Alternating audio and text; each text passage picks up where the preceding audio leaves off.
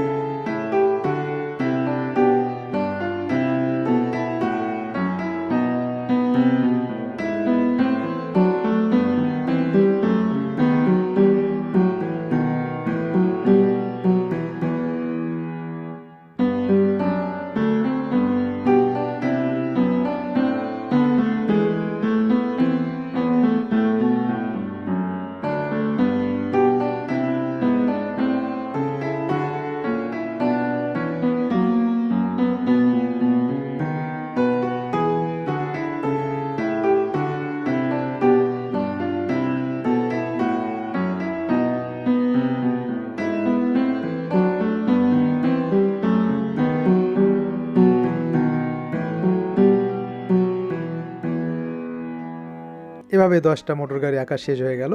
এখন চাকাগুলোতে একটা করে পয়েন্ট দিতেছি, মানে মিডিল জায়গাটা বের করছি। আশা করি ভিডিওটি তোমাদের ভালো লেগেছে। শেষ পর্যন্ত দেখার জন্য তোমাদের অনেক অনেক ধন্যবাদ। সবাই ভালো থেকো। আগামী ভিডিও দেখার আমন্ত্রণ রইল।